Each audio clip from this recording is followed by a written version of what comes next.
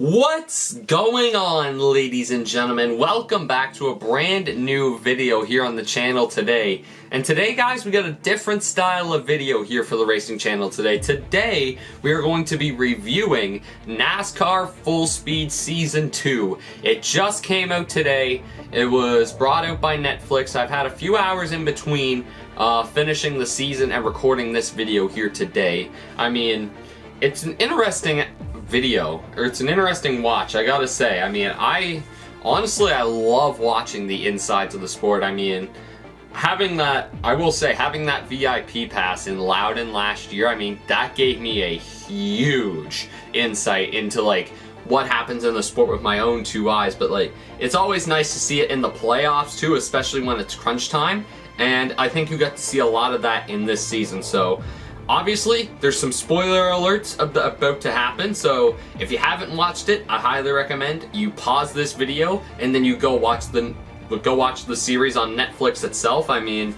yeah, it sucks I haven't been able to put out F1 videos and all that stuff recently, guys, but as you know, torn ACL, it's under this big old brace here, so should be back in the simulator soon. I'm hoping next week, but anyway, let's get into the NASCAR Full Speed Season 2 review and what I think of the show.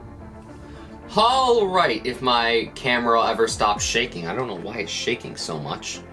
Okay, there we go. Anyway, Episode 1 guide. Let's review it. So, the synopsis from NASCAR.com says, as the 2024 NASCAR Cup Series playoffs roar to life at Atlanta, we meet some of our main players and a recap of a wild regular season to this point. Joey Logano captures a crucial victory with the crucial assistance from teammate Ryan Blaney, demonstrating the power of alliance in the heat of competition. Meanwhile, Daniel Suarez's championship aspirations face an early setback when teammate Ross Chastain fails to provide similar support, highlighting how teamwork or its absence can instantly alter the trajectory of a driver's championship journey in the blink of an eye. English kind of got lost there in that sentence, but obviously, as you can tell, the main three characters in this episode are Ryan Blaney, Joey Logano, and Daniel Suarez. Now, honestly, I mean, all this episode was, hey, meet Daniel Suarez, meet Ryan Blaney, meet Joey Logano. I mean, definitely more of an episode for the casual fan, in my opinion. I mean, I found Daniel Suarez very compelling in this episode. I never honestly knew that he had such a collection of Volkswagen Beetles.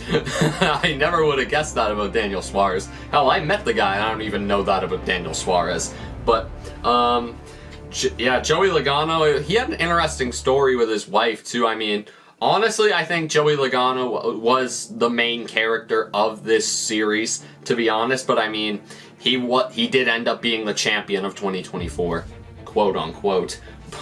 But, yeah, so it makes sense that Netflix and NASCAR would try to push him. It makes sense that they would want him to be the main character, because at the end of the day, he won the championship, and I can see why. There was definitely an interesting story with him and his wife about how she worked at the canteen at the rink, and he was the Zamboni driver, and the Zamboni driver got dating the canteen lady. Is kind of funny, talking about how he'd always drift to impress her. That was honestly kind of funny, but yeah, I mean, with Ryan Blaney, it really just talks about how he plans on defending his title and his wedding with his fiancée Gianna, and well, I guess they'd be married now. And there's a really funny scene in the beginning of about him winning the championship and them having to put a pool in the backyard. I found that really funny because he's just like, look at this effing mess that we have in our backyard. I honestly thought that was a pretty funny episode, but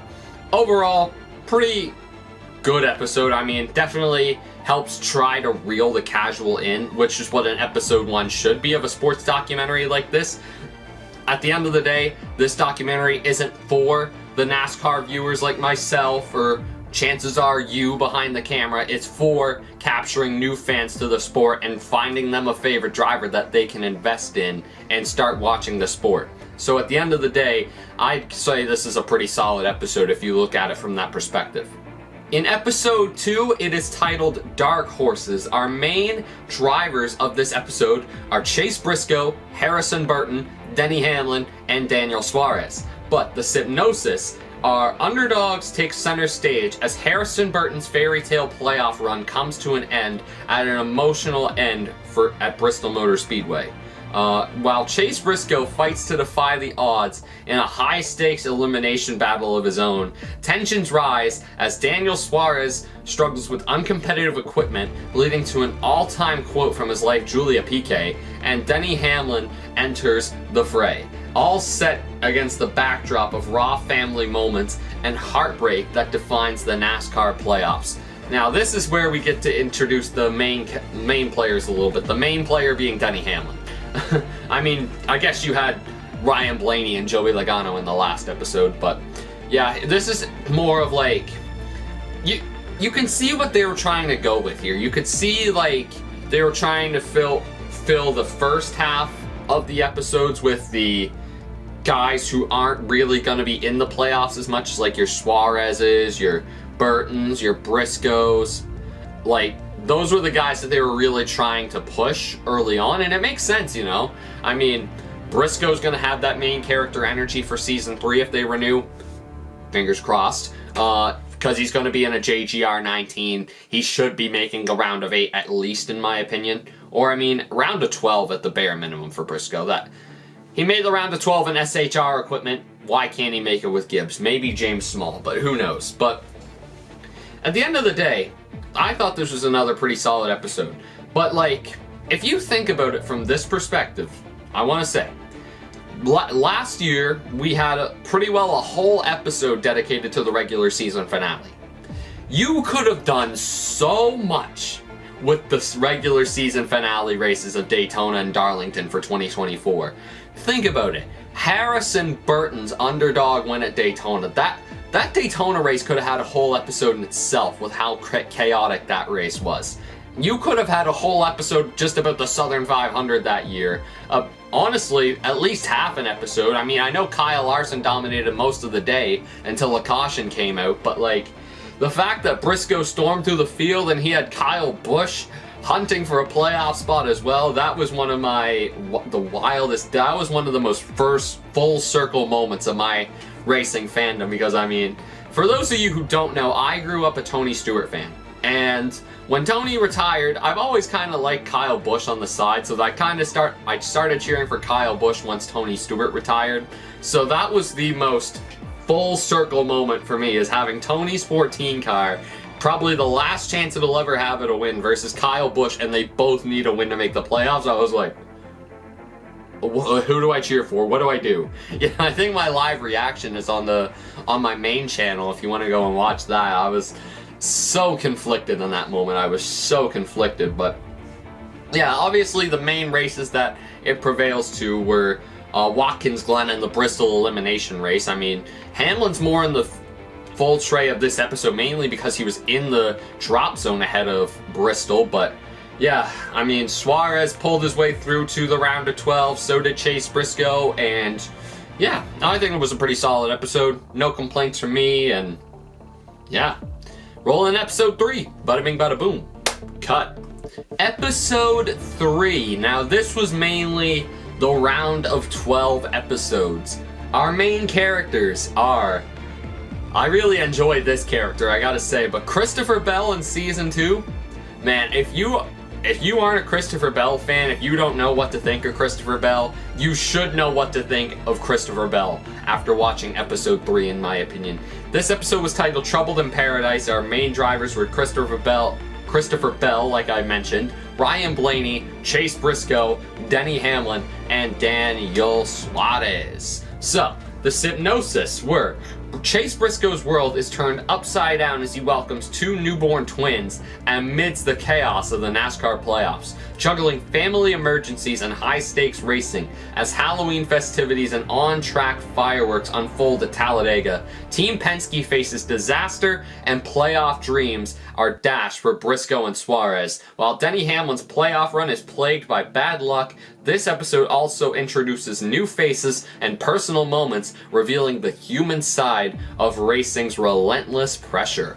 So, I like this episode too. I mean, this is honestly, I find this is mainly, well, honestly, if you think of it, episode 4 is mainly the Christopher Bell episode, but like, you get a really nice introduction for episode 3 with Christopher Bell and him and his wife. Honestly, I think his wife was included a little too much. I mean, I know I'm not one to speak. I mean, I like Morgan Bell. I think she's cool, but like, yeah, just kind of let Christopher talk for himself at the end of the day. I get they want to have a different perspective and all that, but I don't know. I just think she was a little too prevalent in the show. But I could say the same thing about Ryan Blaney's wife. Maybe I'm being too nitpicky. I probably am, but I just would have rather seen Christopher Bell more personally.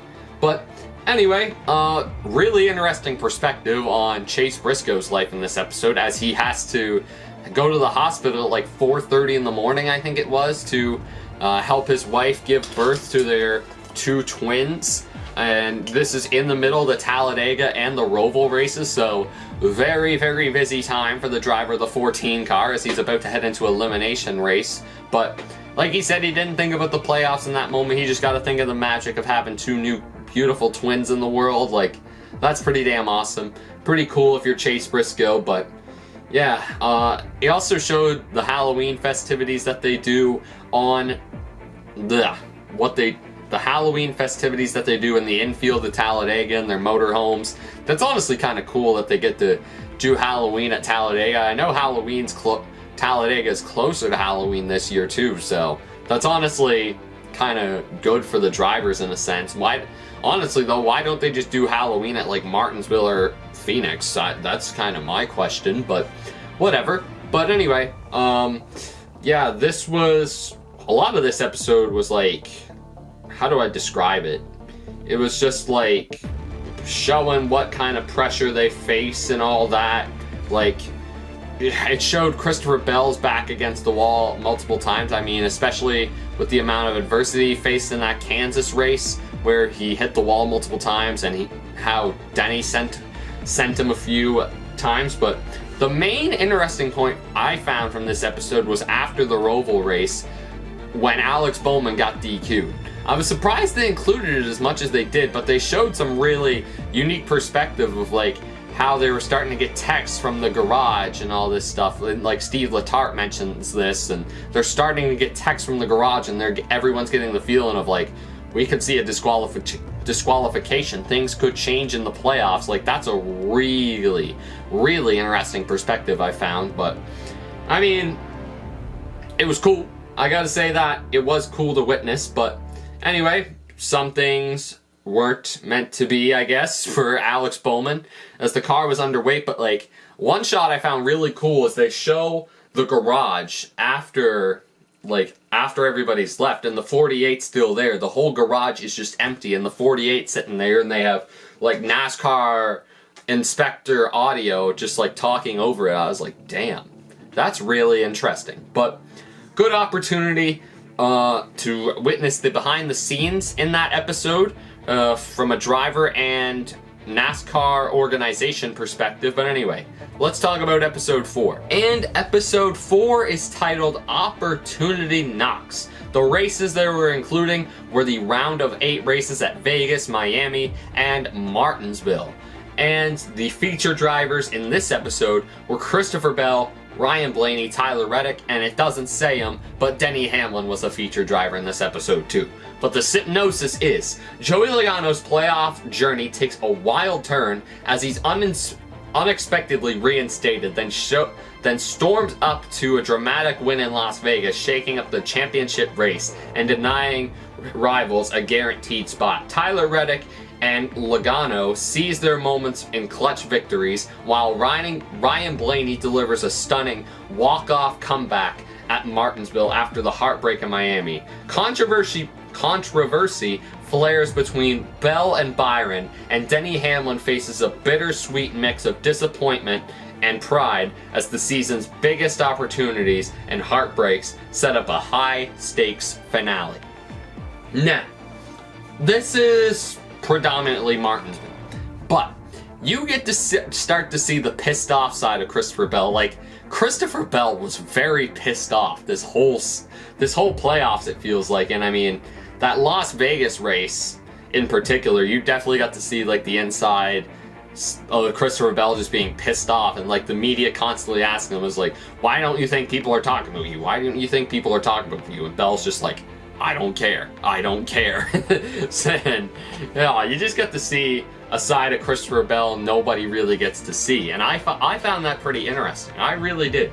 I highly rate Christopher Bell too. I honestly don't get why people don't rate Christopher Bell. Should be in 3 straight championship 4 appearances, always a driver to beat no matter where you're going to. Like, I still don't understand it to this day how people don't rate Christopher Bell as a driver. But yeah, no, this episode included Michael Jordan a fair bit too, which is kind of crazy. But seeing Ryan Blaney's party bus too, where his wife's got a whole crew of people. Maybe they're all Hooters girls that she used to work with. I don't know. But yeah, honestly, interesting episode. Like, I think my favorite part of this episode was when it got down to the whole Martinsville debacle between Bell and Byron. I mean, seeing the inside of Hendrick Motorsports too was really interesting, especially going into that particular race where they had 3 drivers all gunning for 1 spot pretty much. So that was really interesting in my opinion, like seeing how those team dynamics work. Honestly, the featured drivers should mention William Byron in this episode. Byron was a very key factor in those round of 8 battles. But at the end of the day, it was a very intriguing episode. But yeah, obviously the whole Martinsville debacle was the big issue. And I mean, you could see Gordon getting on the phone, trying to tell his crew to get on the phone to NASCAR and be like, hey, he rode the wall, he can't do that. And I mean, we'll talk about the end of the Martinsville debacle in episode 5, because it ends on a cliffhanger where it's, especially if you don't know what's happening, you're like, it just cuts off, like pretty much right as Bell crosses the line. I mean, but interesting. That's the one way I describe this episode. You see Denny Hamlin pretty much down in the dumps after another Martinsville cutoff race again in back-to-back years. I don't know if this is going to be a Netflix tradition now or what, but that was pretty well the size of it. And yeah, tell me what you think if you watched it in the comments below, and let's get into episode 5, The Last Lap. And episode 5, the final episode of NASCAR Full Speed, is The Last Lap. Our featured drivers are Christopher Bell, Tyler Reddick, Ryan Blaney, Joey Logano, and William Byron. So, the final 5, pretty much. And as I like to put it from this race, and obviously the race is the championship race at Phoenix. That's the race that they focus on. And the synopsis is, the championship showdown at Phoenix delivers high drama as Christopher Bell's elimination sets the stage for an intense battle among teammates Joey Logano, Ryan Blaney, Hendricks, William Byron, and 2311's Tyler Reddick. Emotions run high and heartfelt farewells backstage, moments like Ryan Blaney at a Whiskey Myers concert, and iconic scenes at the track, including Michael Jordan in his championship element, all underscored by the passion and poetry that defines NASCAR's biggest night. See, actually, hearing Michael Jordan's name, that reminds me, they talk a little bit about the lawsuit too, and how that changes the dynamics within the team, especially when they have Denny on and like Tyler Reddick. That's mainly episode 3 and 4. Like, that's a very interesting dynamic to like see the inside of. So highly recommend those episodes for that perspective as well. But at the end of the day, like, it was mainly just the inside of the championship race, like seeing how the drivers have to go to their media opportunities and seeing how they have to deal with the fans and the crowd, and how they deal with their teams and how they deal with their championship obligations. But the first episode starts with the end of that Martinsville debacle and how Christopher Bell gets eliminated from the playoffs on a penalty from race control. Now, what this episode really shows is the inner NASCAR communications between like the race control itself, discussing why Bell would get penalized. There's a few snippets of that. I was like, damn, if we had more of that, that would be very, very interesting. I mean, maybe it's public, like maybe all that radio is public. I don't know. I've never heard it myself, so I found that a very interesting part of the show.